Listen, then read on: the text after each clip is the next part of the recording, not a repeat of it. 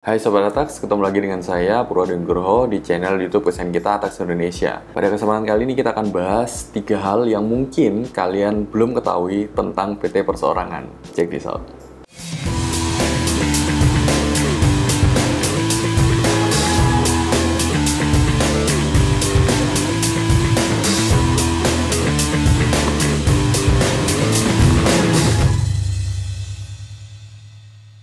Yang pertama, PT Perseorangan ini wajib untuk menyetorkan yang namanya laporan keuangan maksimal akhir bulan 6 atau paling lambat 6 bulan setelah akhir periode akuntansi berjalan. Sehingga memang kalau misalnya periode akuntansinya sampai 31 Desember, sehingga 6 bulan dari Desember yaitu akhir bulan 6 alias akhir bulan Juni, Sobat Atax harus melaporkan yang namanya laporan keuangan secara elektronik kepada Menkumham alias kepada pemerintah. Nah, kalau misalnya nggak dipenuhi, ada juga beberapa sanksinya nih guys. Jadi yang pertama, bisa jadi sanksi administratifnya itu berupa A. Teguran tertulis, yang B. yaitu penghentian hak akses atas layanan, atau yang ketiga, pencabutan status badan hukum. Sehingga memang ini nggak main-main dan juga kalian harus mengetahui lebih awal sebelum mendaftarkan yang namanya PT Perseorangan kalian. Nah, yang kedua, poin-poin apa aja sih yang harus kita laporkan di dalam pelaporan yang namanya laporan keuangan PT Perseorangan tersebut. Yang pertama adalah laporan posisi keuangan alias neraca. Jadi harus ada yang namanya neraca, aktiva,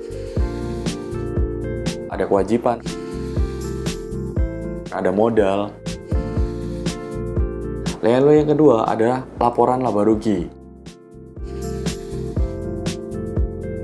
Laba rugi seperti biasa ada pendapatan, ada APP, ada beban-beban, ada laba bersih, dan lain-lain. Dan yang ketiga adalah catatan atas laporan keuangan. Jadi setelah yang pertama adalah laporan posisi keuangan atau neraca, yang kedua laporan laba rugi, dan yang ketiga adalah catatan atas laporan keuangan. Di situ ada contohnya seperti ini guys. Aset tetapnya berapa, kas kecilnya jumlahnya berapa, banknya kita PT ada berapa, lalu juga piutang usaha ada berapa, utang banknya ada berapa, dan lain-lain. Ini saldo akhir tahun aja ya guys. Lalu juga beban pinjaman, beban BPH, dan lain-lain. Ini semua ada di lampiran 3 PP nomor 8 tahun 2021. Sehingga teman-teman Sobat Atax kalau misalnya mau cari di Google ataupun di search engine lain, silahkan ada yang namanya lampiran 3 PP nomor 8 tahun 2021. Dan yang ketiga yang mungkin belum kalian tahu tentang PT Perseorangan adalah ketika omset PT Perseorangan Mikro kita sudah lebih dari 5M ataupun PT Perseorangan kecil kita sudah lebih dari 15M, lantas harus seperti apa? Apakah harus dibubarkan?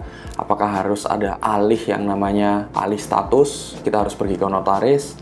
Nah, memang kita harus juga berkoordinasi dengan notaris tentang masalah ini, tapi sepanjang sepengetahuan saya, PT Perseorangan ini mempunyai badan atau entitas tersendiri dengan PT reguler. Sehingga kalau kita mau beralih yang namanya status maupun pindah dari yang namanya PT Perseorangan menjadi PT reguler, kita harus membubarkan ataupun likuidasi yang namanya PT Perseorangan kita dan juga beralih menjadi PT reguler atau PT umum yang biasa kita temui. Nah, disinilah letak yang namanya keribetan alias mungkin 2 kali kerja. Kalau misalnya kalian mempunyai omset ataupun pandangan bahwa mending pakai PT reguler atau PT umum saja dibandingkan saya 2 kali kerja, yaitu memilih menggunakan PT Perseorangan terlebih dahulu, lalu berapa tahun ke depan harus pindah lagi ke PT reguler. Wah, itu akan 2 kali kerja dan itu membuat capek.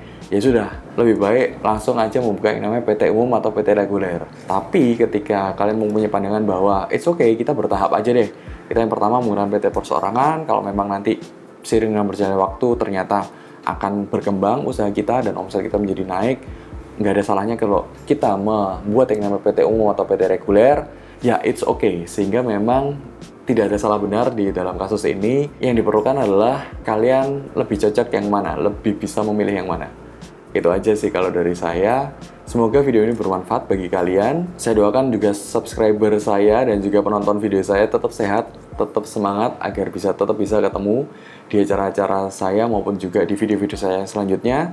Terima kasih sudah menonton video ini dari awal sampai akhir. Jangan lupa like, comment, dan subscribe agar video ini dapat menjadi bermanfaat bagi banyak orang. Terima kasih Sobat Atax. Ingat pajak, ingat Atax. Sampai jumpa.